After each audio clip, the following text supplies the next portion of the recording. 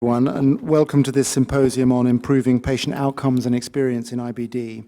We're pleased to welcome an excellent faculty of speakers, and in particular, I want to thank Jonathan Friedland, who's just on his way. He's outside at the moment being briefed, for sparing time from his job as executive editor of The Guardian to moderate the panel discussion that's going to take place for the second half of this session. So just before we welcome the first speaker, I wanted to take a few moments with Ian just to set the scene. This symposium has been organised by the IBD Registry together with the IBD Audit and the patients' organisation Crohn's and Colitis UK. You'll hear contributions from each of these bodies, and I hope the message that will come over is that we're in the early stages of a fairly radical change in the way that we record and utilise information that we generate when we see our patients. If we get this right, then a number of significant benefits follow, and Fraser Cummins' talk will highlight these. These include benchmarking performance against national standards, an infrastructure to take forward the excellent work already done by my co-chair Ian Arnott and the IBD audit team, and also opportunities to contribute to pharmacovigilance, clinical research, and commissioning. I hope the real message of this morning is that this process will result in better collection of data at individual patient level, which will enable us all to provide better care for our patients. Ian, did you want to add something at this stage? Yes, thanks, Stuart. I mean, as you'll know, one of the main objectives of this session is to understand what quality in IBD looks like and to give you some ideas and suggestions of how you can implement this locally. But I think this symposium occurs at a really critical time in the quality improvement pathway of IBD in the UK. And as you will know, NHS England have decided that IBD was not of sufficient priority to be maintained on the NCAPOP list of national audits. They were, however, kind enough to give us some transitional funding with the specific purpose of embedding quality improvement into registry data collection processes. And we're very grateful to HQIP for that opportunity.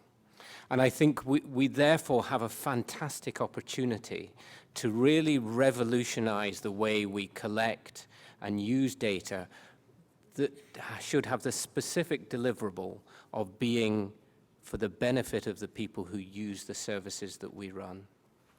And so if you take that, the issues that we're going to discuss today are really pivotal in this process.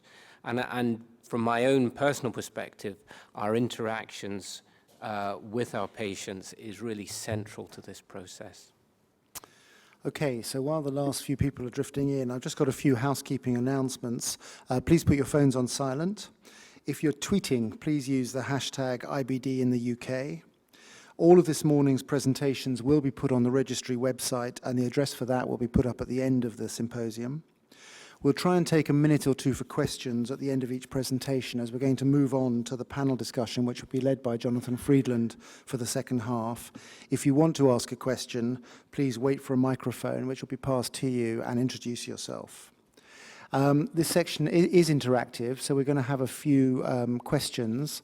Modern technology allows you to use your smartphone or whatever app you've logged on to the DDF with to access instead of traditional keypads. So we're going to have a little trial of that.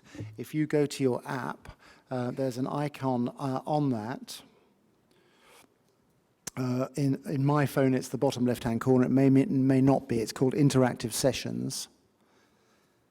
And if you touch on that, we're going to try a trial question to get you all in the mood before we have the first speaker. And I hope you have better luck with it than I did. That's all I can say. So I think the first question's coming up.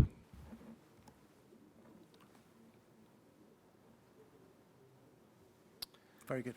Okay, so if you touch the relevant icon on your screen, and vote. So how much do you feel IBD patient outcomes and experience have improved in the last 5 years?